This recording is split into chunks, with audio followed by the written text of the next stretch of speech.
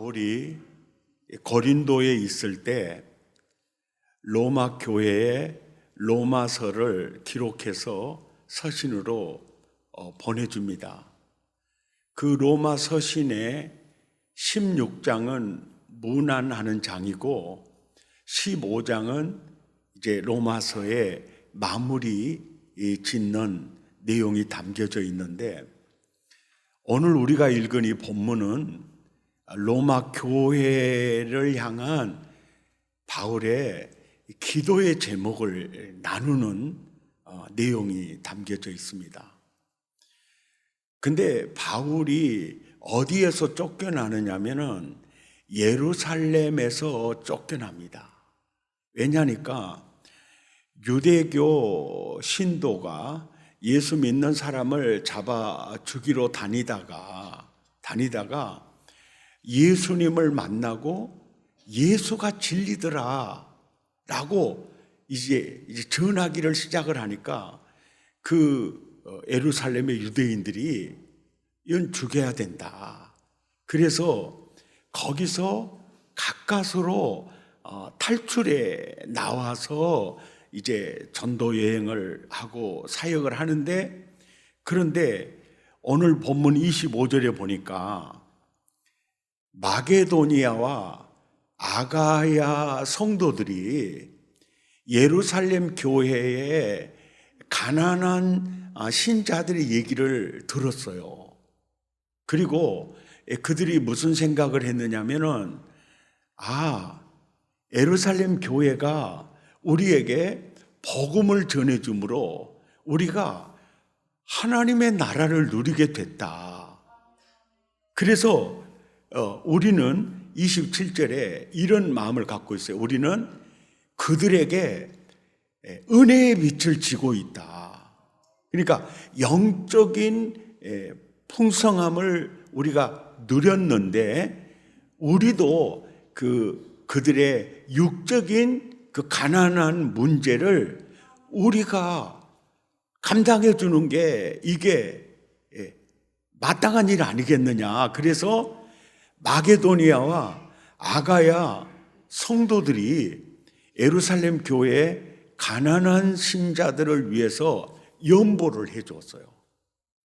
그러니까 예루살렘의 가난한 성도들을 위해서도 예루살렘에 전달을 해줘야 될 바울의 입장이에요. 이제 그런 바울의 입장이고, 또 예루살렘 하면 떠오르는 게 잡아 죽이려고 하는 유대인들이에요. 그러니까 자연히 내가 이 마게도니아와 아가야 성도들이 예루살렘 교회의 가난한 자들을 위해서 이렇게 연보를 해 주었는데, 내가 아무나 그 돈을 전달을 못 하잖아요. 지금도 그렇지만은 이 돈을 맡겨서 전달한다는 것은 아무나 하는 게 아니거든요. 그러니까 아무나에게 이 연보를 맡길 수가 없고, 내가 이제 가야 되는데 거기는 나를 잡으려고 하는 무리들이 여수고 있으니까 이제 기도 부탁을 하는 거예요. 그러면서 이렇게 말을 해요. 28절에 내가 이제 이 일이 뭐냐면, 마게도니아와 아가야 성도들이 예루살렘 교회 가난한 자들을 위해 헌금했던 그 돈을 전달하는 일을 마친 후에 그 후에 내가 너희에게 가기를 원한다. 내가 로마에 너희에게 가기를 원하고, 그리고 나의 최종 선교의 목적지는 서바나다. 이것은 로마인들이 라틴어식 지명으로 스페인을 서바나라고 불렀습니다. 바울의 선교의 꿈은 사실은 로마가 끝이 아닙니다. 그 계획은 너희에게 가서 결국은 나는 내 선교의 목표는 서바나, 스페인이다. 그러니까 그분의 그 선교에 대한 꿈이 굉장히 원대했던 것을 볼 수가 있어요. 그러면서 29절에 이런 얘기를 해요. 내가 너희에게 나아갈 때 그리스도의 충만한 복을 가지고 나갈 줄을 아노니. 이 말이 무슨 얘기냐면요, 바울이 로마 교회에 가기 전에 먼저 이 서신이 도착을 해요. 그래서 로마 서신을 이제 보면서 이러는 거죠. 내가 너희에게 나갈 때 그리스도의 충만한 복을 가지고 온대. 그러니까 어떻게 하는 거죠? 이 편지를 통해서 바울을 기대하게 하는 거죠. 기대하게. 이게 내가 너희에게 갈 때 꼭 가지고 가는 게 뭐냐면 그리스도의 충만한 복을 가지고 간다는 거예요. 예, 그리스도의 충만한 복을 가지고 간다. 그러니까 이게 무슨 얘기입니까? 나를 기대하라는 거예요. 기대하라는 거예요. 나와의 만남을 기대하라는 거예요. 기대. 그 기대감을 고치시키기 위해서예요. 예, 그 고치시키기 위해서. 그런데 바울이 가지고 온 게 뭐냐면 그리스도의 충만한 복이에요. 그렇다면 우리는 이런 생각을 해봐요. 그리스도의 충만한 복이 뭘까? 그리스도의 충만한 복이 뭘까? 우리가 깊이 생각해 볼 필요가 있어요. 이 그리스도의 충만한 복이 뭘까? 그게 뭘까? 이게 깊이 생각해 볼 필요가 있어요. 우리 교회의 역사가 37년입니다. 처음에는 부흥회를 1년에 4번 했고요. 그 다음에 1년에 2번씩 이제 계속 하고 있는데, 어떤 때는요, 미안해요, 내가 강사님에게 굉장히 실망할 때가 몇 번 있었어요. 근데 그 말은 하지 않았죠. 그러면 실망할 때는 무슨 생각을 하냐면 이번 집회 꽝이네, 이런 생각을 하는 거예요. 그런데 집회가 끝나고 나서 목사님 이번 집회예요, 나를 위한 집회였어요, 막 그러면서 막 간증을 하는 사람이 있어요. 있어요. 그때마다 느낀 게 뭐냐면 이번 집회는 저 사람을 위한 집회였구나, 이제 그걸 느껴요.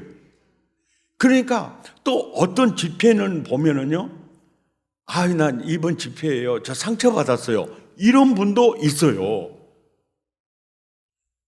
그런데 이렇게 자세히 보면 다 상처받는 게 아니야.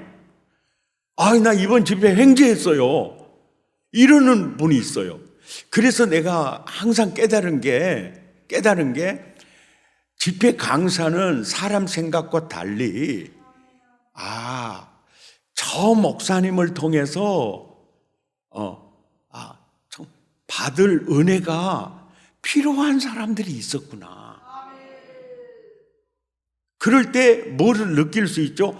그것이 그리스도의 충만한 복이었구나, 이걸 느끼는 거죠. 지난번에 한기용 목사님 이 교회에 오셔서 부흥회 할 때 강사 대접을 하는 그 권사님하고 집사님이 있었어요. 그런데 이제 대접하면서 이런 얘기를 해요. 목사님, 저 사실 이번 집회에 참석할 수가 없었어요. 왜냐하면 제가 머리가 막 아파가지고 연세대 가서 이렇게 진찰을 받았는데 내 뇌에 핏줄이 터지기 일부 직전이래요.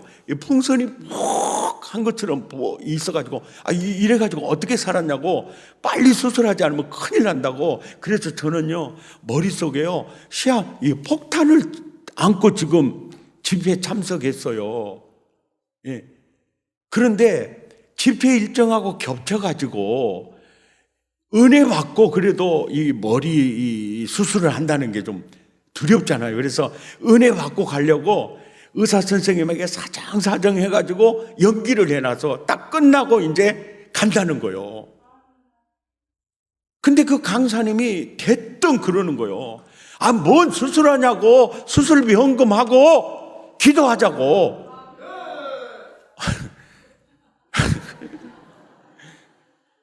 우리 집사님은 진짜 아멘을 시원하게 하셨는데 그 권사님도 아멘 했어요. 근데 옆에 있는 남편은 이걸 아멘을 해야 될란가 이러고 앉아 있었던 것 같아. 지금 생각해 보면. 그러고 기도를 해줬어요. 그리고 이제 집회 끝나고 이제 이제 병원에 수술을 갔지요. 근데 의사 선생님이 깜짝 놀란 거예요. 전혀 수술할 필요가 없이 정상이요. 이게 정상으로 돌아와 버린 거예요. 그래야 그 권사님 수술비 헌금 했게요, 안 했게요? 했어요. 자, 보세요. 아마 그 권사님 가정은요, 그 체험은 평생 신앙생활에 엄청난 에너지가 됐을 겁니다. 이것이 그리스도의 충만한 복이구나. 이게 그리스도의 충만한 복이구나. 아마 주일학교 교사를 하다가 굉장히 좀 지금 지쳐있는 분도 있을 수 있어요. 또 셀지기로 섬기다가 덜 세론들을 섬길 때 그 섬기다가 아예 지치고 탈진된 분들도 있을 거예요. 뭐 지체를 섬기다가 너무 지치신 분도 있을 거고, 이렇게 정말 잘 해보려고 했는데 이렇게 상처받아가지고 주저앉고 싶은 분들도 있을 거예요. 근데 그런 모든 사람에게요, 강사님을 통해서 그리스도의 충만한 복을 가지고 옵니다. 위로할 자를 위로해요. 격려할 자를 격려합니다. 치료할 자를 치료해요. 아멘입니까? 기대하시기 바랍니다. 부흥회를 하면 이번에도 또 나에게 어떤 그리스도의 충만한 복을 주실까? 이걸 기대하세요. 아멘이죠.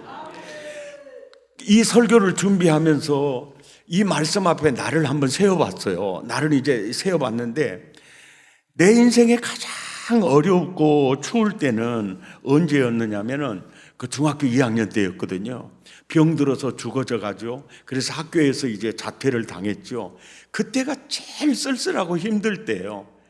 그때 어머니가 나를 데리고 간 곳이 성일교회 부흥회인데, 그때 그 강사 목사님이 내게 가지고 온 게 그리스도의 충만한 복이었어요. 그때부터 시작해서요, 지금까지 누리는 그리스도의 모든 은혜가 바로 그리스도의 충만한 복이었어요. 아멘. 그리스도의 충만한 복이 보통 복이 아니라는 거죠. 일생이 달려있는 복이라는 거죠. 아멘이죠. 이게 너무너무 중요한 거예요. 부흥회를 하면 부흥회 전에도 시험이 많고요, 부흥회 후에도 시험이 많아요. 그래서 대부분의 교회들은 부흥회를 기피합니다. 부흥회를 그냥 기피해요. 그냥 안 해요.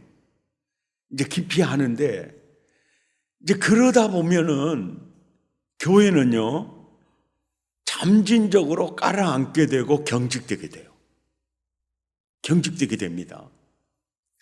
그러니까 부흥회는 그 굉장한 그리스도의 충만한 복이 때를 따라 돕는 은혜를 그냥 허락해 주시거든요. 이번에 지난번에 우리 교회 안식 올 때 서울 원로 목사님 한 분 오셔서 연 한 2주간인가 설교한 적 있죠. 이분이 설교할 때마다 장로님들이 꼭 한 4분씩 이렇게 오셔서 이렇게 기도도 해드리고 은혜도 받아요. 그래가지고 특히 이제 주일 저녁 예배 때 그 3대 아이들과 함께 예배 드리는 그 예배에 이분이 굉장히 충격을 받아가지고 후임 목사님을 저녁 예배 때 교육자들이랑 불렀죠. 그래가지고 이 참석해 간 적이 있어요. 그때 그 목사님이 이제 어제 전화를 했더라고요. 해가지고 백 목사님 어떻게 지내? 우리 며칠 전에 그 교회 정책당회 했대. 그런데 그 사랑의 교회 다녀온 장로님들이 우리도 사랑의 교회처럼 돼야 된다고, 우리도 그렇게 가자고 막 얘기했대. 이제 격려하는 차원에서 얘기를 한 거죠. 그거 너무, 그러니까 비록 목포, 전라남도 이 남부 쪽에 있지만은 그래도 이렇게 우리 그 교회 우리 본받아야 될 것 같더라. 그러지 않을 수도 있죠. 그러나 그 교회는 더 존경스러운 교회이지만은 그래도 그런 영향력을 미칠 수 있다는 게 얼마나 감사한 일입니까? 또 어제는 참 그 행복한 소식을 좀 들었는데요. 한 목사님이 그래요. 목사님 나 저기 유럽에 그 목회자 컨퍼런스 좀 다녀왔는데, 그런데 목사님 그 이현상 목사님 알아 그랬어요. 알죠. 달라스 세미안 교회 목사님 알죠. 그런데 말이야. 그 목사님이 이 강사로 이제 설교를 하는데 목사는 능력이 있어야 되고 영성이 있어야 된다고 막 그러면서 누구 예를 든 줄 알아? 목포에 어떤 사람 얘기를 들더라는 거예요. 그래, 목포에 어떤 사람 얘기를 들더래요. 어떻게, 그래, 뭐라고 그랬는데요. 그러니까 이분이 원래 와싱턴 중앙 장로교회 부목으로 있었고요. 그 사람 부목으로 있을 때 내가 그 교회 집회를 간 적이 있어요. 집회를 간 적이 있는데 이제 설교 중에 그 말씀을 전하는데 주변에서 많은 사람들이 그렇게 울더라는 거예요. 그러면서 하는 얘기가 목사는 이런 영향력과 능력이 있어야 된다는 거, 이걸 얘기를 하더래요. 그런데 여러분 꼭 기억하셔야 될 게 뭐냐면요, 담임 목사가 이동해서 설교를 하잖아요. 그러면요 목사 혼자 안 갑니다. 목포 사랑의 교회가 같이 가는 거예요. 혼자 안 갑니다. 그 기도가 같이 가는 겁니다. 내가 가서 분명히 거기 가서 설교하고 있지만 나 혼자 딱 떨어져서 이게 분리돼서 가는 게 아닙니다. 담임 목사가 움직인다는 거 교회가 움직이는 거예요. 한기용 목사님이 여기 와서 서서 설교한다. 그 은혜 한인 교회가 와서 하는 겁니다. 아멘이죠. 기대하시기 바랍니다. 그러니까 부흥회를 식상하게 여기면요 식상하게 끝납니다. 그런데 정말 기도하면서 은혜를 사모하면서 그리스도의 충만한 복을 기대하면서, 아멘입니까? 참여하면 꼭 그 필요한 은혜를, 때를 따라 돕는 은혜를 부어주십니다. 특히 이번 집회는 이제 온라인 예배는 코로나 그 상황에서 차선책이 예배예요. 예배의 정석은 예배당에서 대면 예배가 이게 기본, 이것이 최선입니다. 최선. 그리고 이번 부흥회를 통해서 대면 예배가 회복되기를 바랍니다. 잃어버렸던 은혜가 회복되기를 바랍니다. 아멘. 그 은혜가 회복되는 거예요. 그래서 다음 주는 총동원하십시다. 아멘. 강권하에 데려다가 내 집을 채우시고, 그리고 기대하는 거예요. 기대하는 거예요. 그리스도의 충만한 복을 기대하십시오. 기대한 만큼 은혜가 될 줄 믿습니다. 아까 처음에도 말씀을 드렸죠. 오늘 본문은 바울이 이 기도를 부탁하는 본문이라고 말씀을 드렸지요. 30절부터 보세요. 기도 부탁을 이렇게 합니다. 형제들아, 내가 우리 주 예수 그리스도와 성령의 사랑으로 말미암아 너희를 권하노니 너희 기도에 나와 힘을 같이하여 나를 위하여 하나님께 빌어달라. 이것이 이제 바울의 그 신앙의 이 자세입니다. 뭐 내 기도 받아야지, 당신들 기도 내가 받겠어, 이게 아니에요. 정말 나를 위해서 하나님께 빌어주시오. 그 기도라는 그 단어를 하나님께 나를 위해 좀 빌어주시오. 아멘입니까? 이게 정말 멋있는 거죠. 근데 그 기도의 제목 첫째가 31절에 이거예요. 나로 유대에서 순종하지 아니하는 자들로부터 뭡니까? 건짐을 받게 해 주십시오. 왜? 거기서 살려고 도망 나왔거든. 그리고 지금도 자기를 잡으려고 여쓰고 있는 이들이 있다고. 근데 헌금, 그 연보를 전달해 줘야 되는 중책이기 때문에 안 갈 수도 없고, 내가 가야 그들의 줄임배도 채워줄 수 있으니까 꼭 가야 되니까 기도 부탁을 하는 거예요. 아주 겸손하게. 그들로부터 건짐받기를 위해 기도해 주십시오. 아멘입니까? 그리고 두 번째 기도는 또 예루살렘에 대하여 내가 섬기는 일을 성도들이 이렇게 받을 만하게, 그러니까 이 예를 들면 구제 헌금을 가지고 온 거거든요. 그러면 당시 예루살렘 교회의 그 신앙 입장에서는 아닙니다. 이거 다른데 아무리 이거 없어도 괜찮습니다. 지금 그 예루살렘 교회 상황이 그래요. 그 은혜가 이거 필요한 사람에게 보내주세요. 이럴 가능성도 있거든요. 그러니까 이걸 받을만 하도록 그 마게도니아와 아가야 성도들의 그 정성을 그냥 아주 흡족하게 또 받아들여야 그걸 기도하는 거예요. 아멘. 그리고 세 번째 기도의 제목은 32절인데 나로 하나님의 뜻을 따라 보십시오. 기쁜 마음으로 너희에게 이르기를 원한다. 기쁜 마음으로 너희에게 나아가 이렇게요. 너희와 함께 편히 지낼 수 있기를 위해서 기도해 줬으면 좋겠다. 그래서 첫째 기도의 제목부터 이제 응답을 한번 살펴봅니다.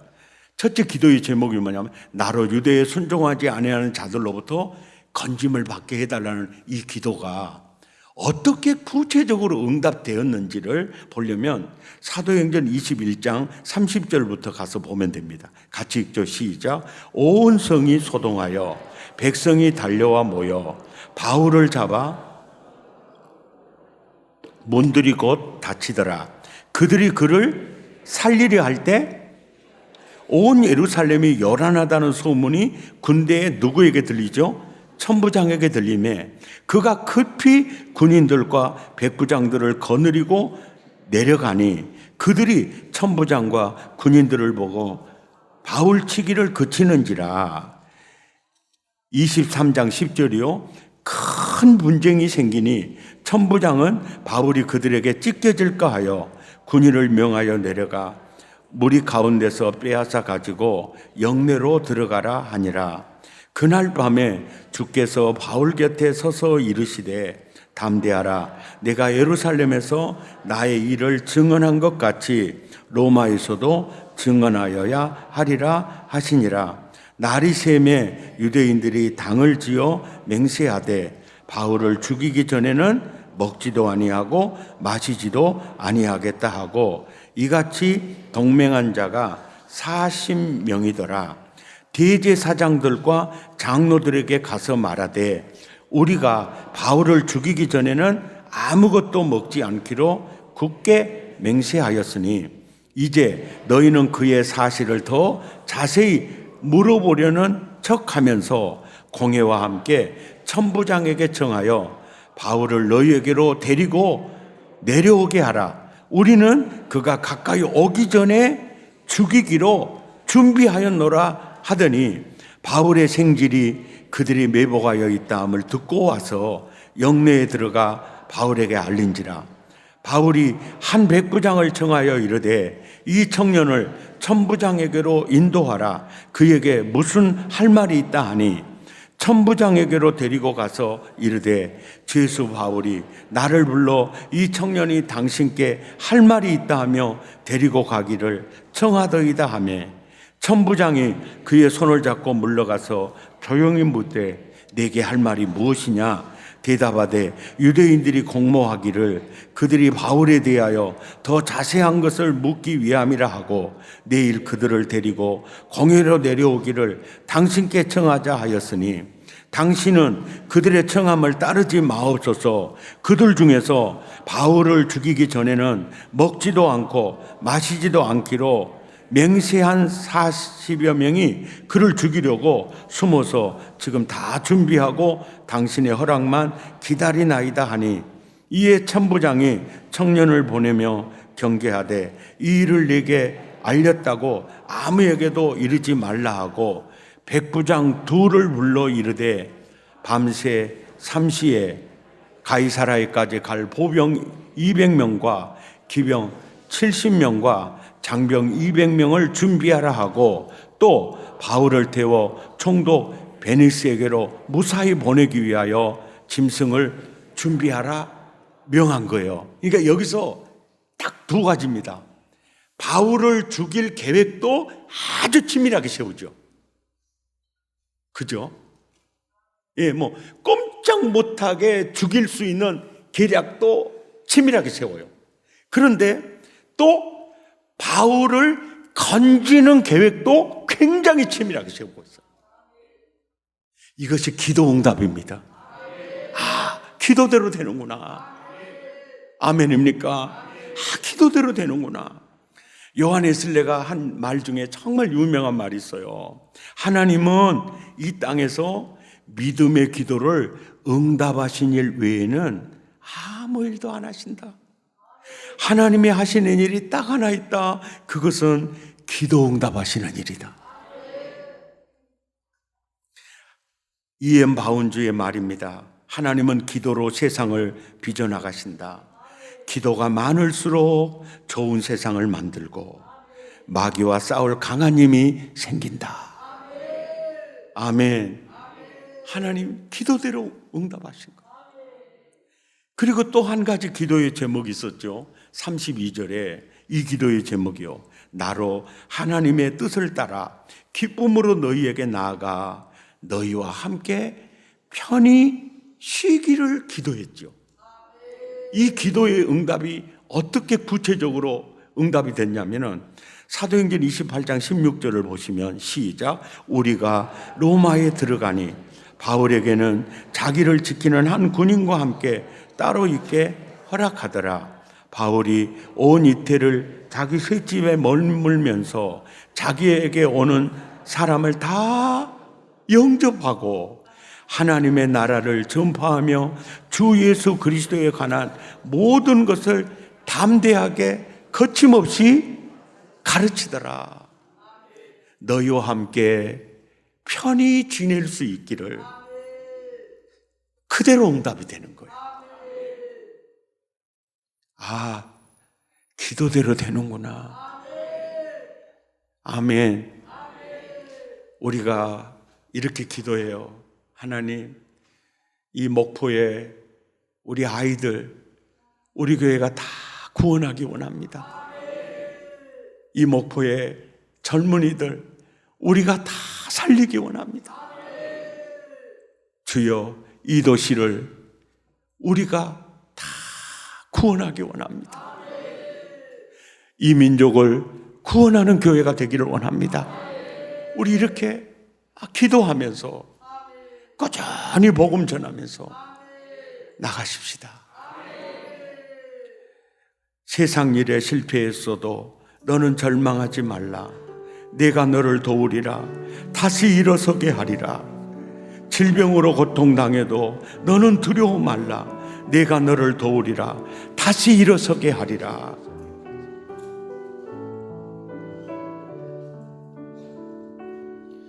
세상이 실패했어도 너는 절망하지 말라. 내가 너를 도우리라. 다시 일어서게 하리라. 질병으로 고통당해도 너는 두려워 말라. 내가 너를 도우리라. 다시 일어서게 하리라. 나를 버린 자들도 내가 사랑하거늘 하물며 너희를 그냥 두겠느냐. 나는 너와 함께하는 너의 하나님이니 의로운 오른손으로 너를 붙들리라. 내가 너를 굳세게 하리라. 너를 크게 세워주리라. 너로 하여금 나를 증거하도록 내가 너를 도우리라. 환난 비막 끊임없어도 너는 낭망하지 마라. 내가 너를 도우리라.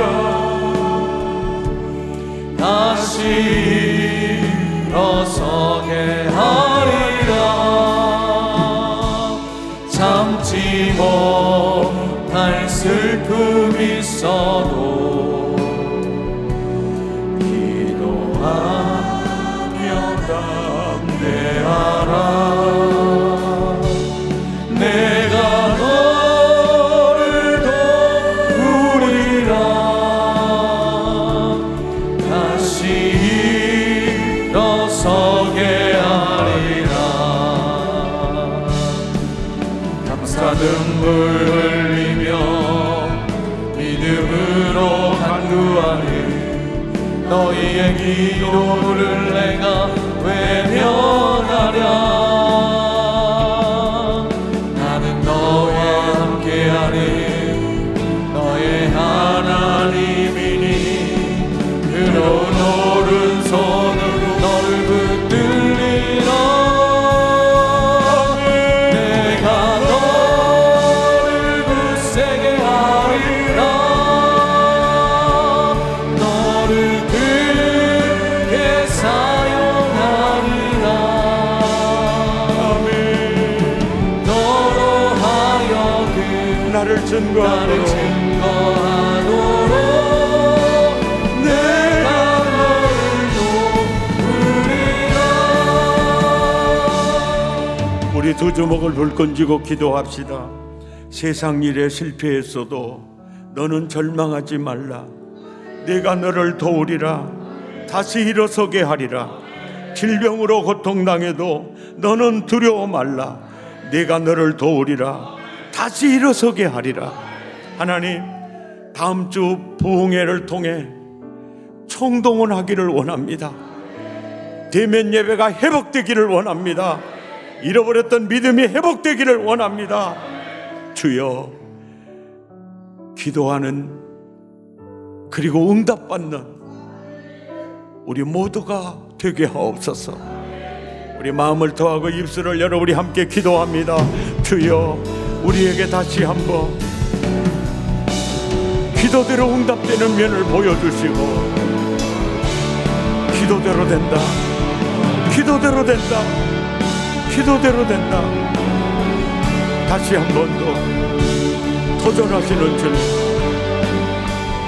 부흥회를 앞두고 그리스도의 충만한 복, 그리스도의 충만한 복, 그 충만한 복 기대하면서, 하나님 그 충만한 복을 기대하면서, 주님, 주님, 그리스도의 충만한 복을 사모하면서, 기대하면서 부흥회를 맞이하는 태도와 자세가 은혜 받기에 가장 합당하도록 역사해 주옵소서.